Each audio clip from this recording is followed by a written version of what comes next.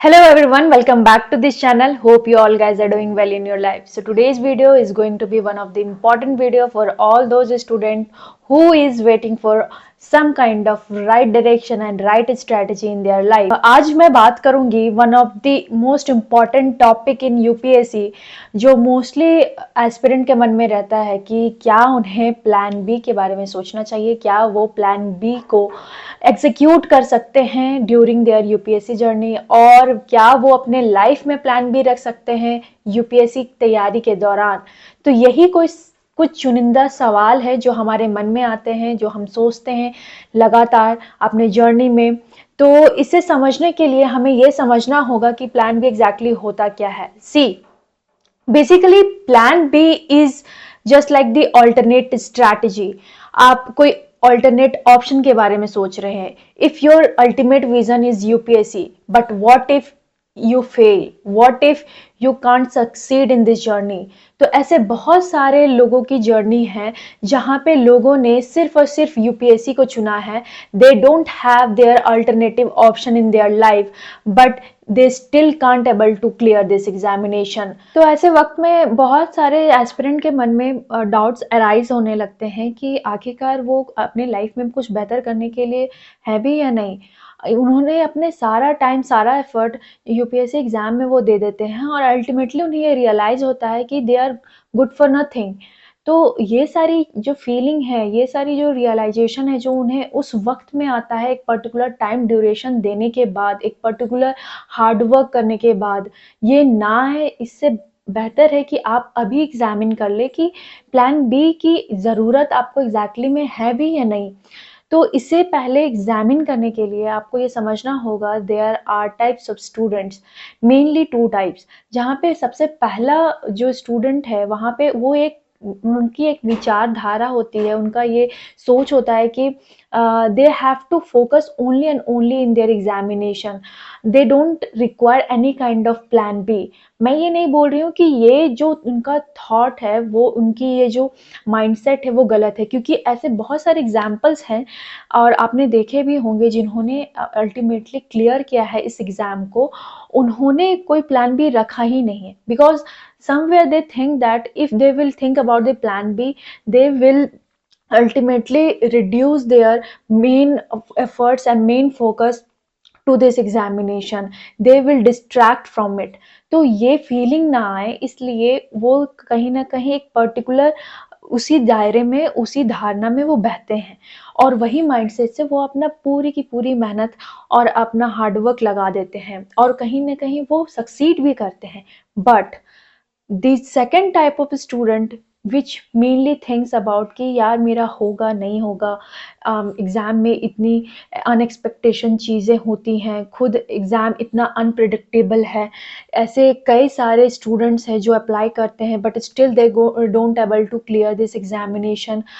In fact they also have put in their hard work to it.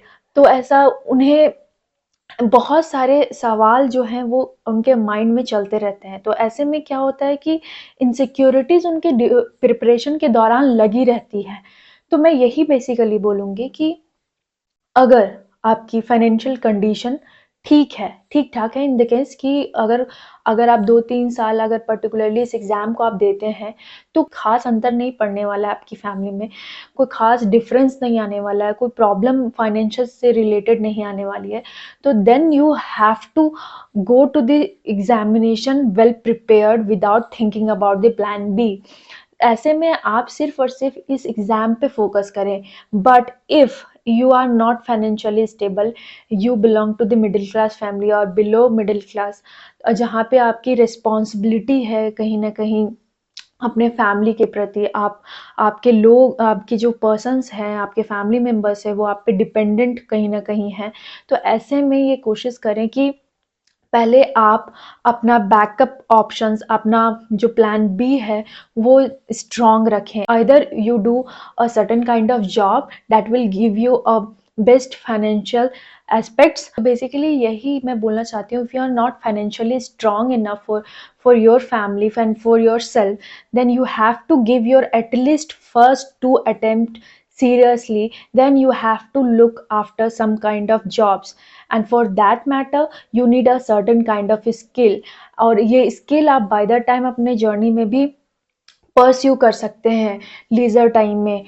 In fact you can opt a plan B as जो भी आपकी hobby है। For example you are good at your singing, you are good at dancing और certain kind of creative skill you have, you can also pursue that as a second option in your journey। वो जो sense of security मन में आती है, that security doesn't lead you certain kind of insecurities in your life। मैं अगर exam में अच्छे तरीके से प्रिपेयर करके जाऊं और अपना पूरा हार्डवर्क लगा दूं तो भी मेरे पास एक certain kind of options available हैं।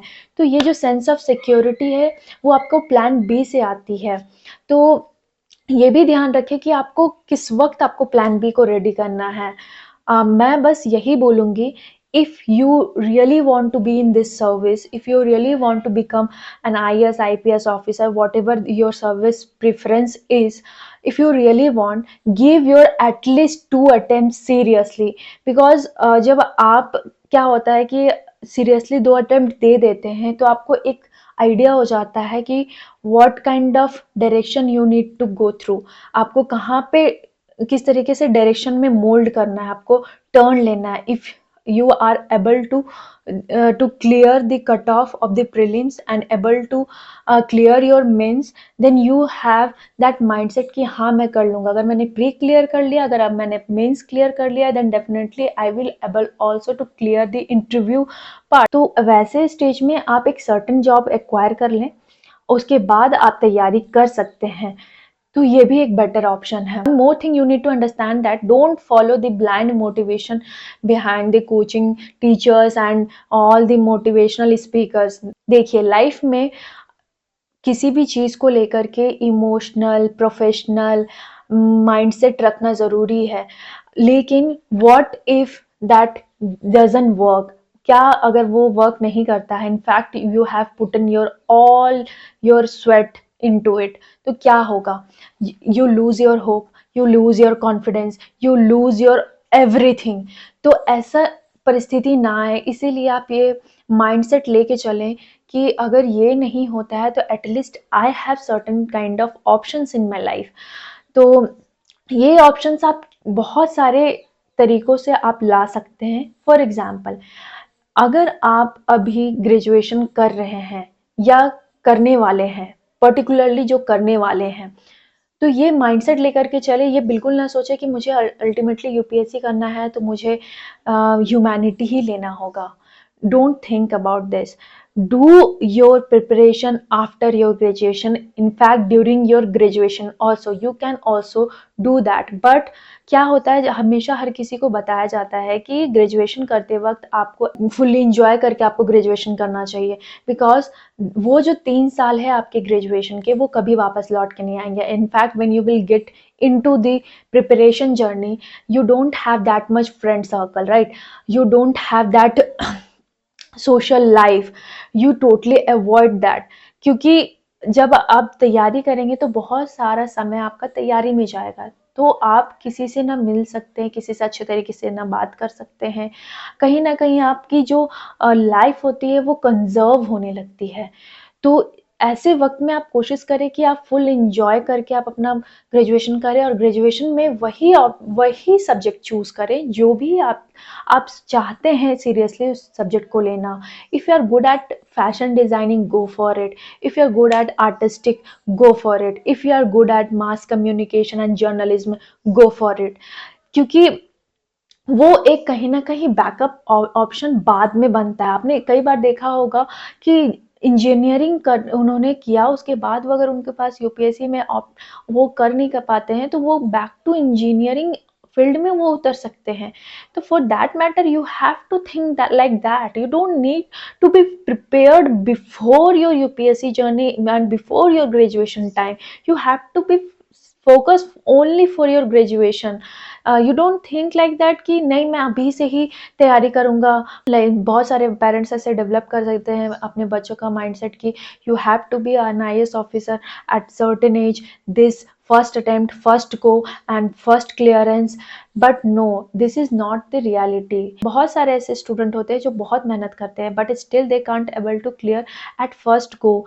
सम of them clear at the fifth attempt, some of them clear at their last attempt, but that doesn't mean they are poor at their knowledge, right? In fact जो clear भी नहीं कर पाते हैं उनके बारे में कोई बात नहीं करता, but that doesn't mean कि उनके पास उतनी knowledge नहीं है, वो उनका सही स्ट्रैटेजी नहीं था, उन्होंने सही से मेहनत नहीं करी थी।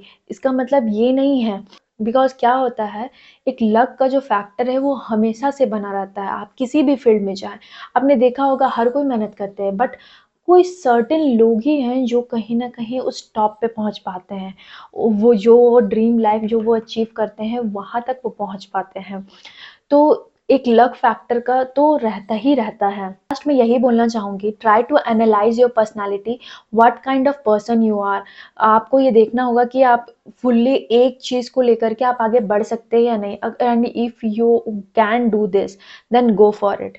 क्योंकि अगर आप एक माइंडसेट को लेकर के ही आप अपना 110% देना चाहते हैं कुछ समय के लिए और आपकी फाइनेंशियल कंडीशन उतनी कोई खराब नहीं होंगी, कोई बिगड़ेंगी नहीं, तो आप ये ऑप्शन आप चूज कर सकते हैं। But if you are not financially stable then you have to make sure कि you have to get any kind of job in your life, especially जिससे कि आपको एक कहीं ना कहीं सिक्योरिटी मिले, एक कहीं ना कहीं वो फाइनेंस स्टेबिलिटी आए, ताकि आप भी अपने माइंडसेट अपने मन में वो एक हल्कापन महसूस कर पाए, ताकि जो भी आप टाइम ड्यूरेशन अपने जॉब के दौरान आप पढ़ाई के लिए आप लगाएंगे वो कहीं ना कहीं 110% आप देंगे। ऐसा भी देखा गया है कि बहुत सारे ऐसे एस्पिरेंट हैं जिन्होंने फुल टाइम जॉब करते हुए एग्ज़ाम निकाला है। तो वैसी भी पर्सनालिटी एग्जिस्ट करती हैं, और अगर आप ऐसे पर्सन हैं जो कि आप एक सिक्योर जॉब के साथ आप तैयारी करना चाहते हैं तो भी आप उस चीज को आप गेन कर सकते हैं। So in the next video we will talk about what kind of plan B options we can opt, and if you really like this video hit the like button and share with your friends who's over looking for right kind of direction in their life, and subscribe to this channel. Till then, Jaya signing off.